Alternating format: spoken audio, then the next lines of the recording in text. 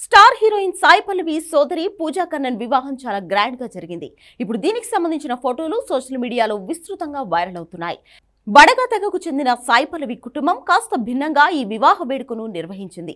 అసలు ఈ వివాహం ఎలా జరుగుతుంది ఏంటి అనేది చూద్దాం. తమిళనాడులోని నీలగిరి కొండల్లో ఉండే ఈ తెగ వివాహానికి చాలా ప్రాధాన్యత ఇస్తుంది.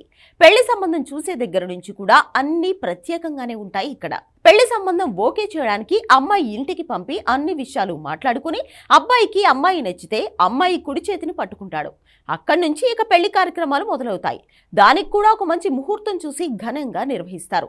ముహూర్తం రోజున పెళ్లి కొడుకు తరపు నుంచి 5గురు సాయంత్రం సమయంలో అమ్మాయి ఇంటికి వెళ్లి అక్కడున్న గ్రామస్తుల సమక్షంలో చర్చిస్తారు. కాళ్ళు నోటిని శుభ్రం చేసుకుని అమ్మాయి ఇంట్లోకి అడుగు పెడతారు. లోపలికి వెళ్లిన తర్వాత మంచినీళ్ళు ఇస్తారు. ఆ నీళ్లు తాగాలి అంటే అమ్మాయికి సంబంధం ఓకే అయితే తాగమని చెప్తుంది. అమ్మాయి ఓకే చెప్తే వంగరమణి అని పిలిచే ఒక సంప్రదాయ హారాన్ని పెళ్లి కొడుకు ఇంట్లో పెద్ద వయసున్న మహిళ పెళ్లి కూతురు మెళ్ళలో వేస్తారు. ఆ తర్వాత అబ్బాయి తరపున వ్యక్తి 200 రూపాయల డబ్బుని కాయిన్స్ రూపంలో అమ్మాయికి ఇస్తారు.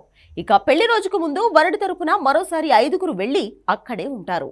వాళ్ళు ఒక రోజు అక్కడ నిద్ర చేసి పెళ్లి కూతుర్ని పెళ్లి కొడుకింటికి తీసుకెళ్తారు. పెళ్లి కూతురింటి దగ్గర పెళ్లి కూతురి కాళ్లు అత్తగారు కడుగుతారు. ఆ తర్వాత వెండితో చేసిన బడగ ఆభరణం మలయమణిని అమ్మాయి కట్టుకుంటుంది.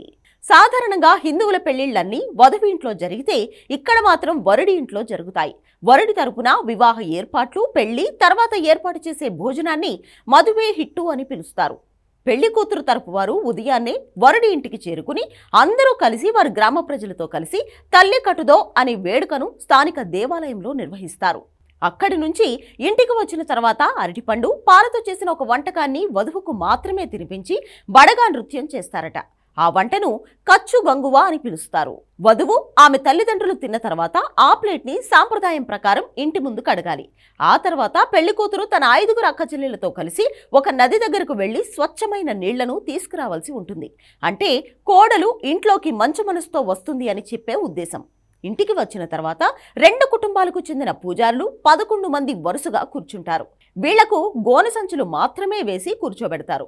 వాళ్ల ముందు కణిక్కై అనే రూపాయి 25 పైసలు విలువ చేసే ఒక వస్తువు పెడతారు.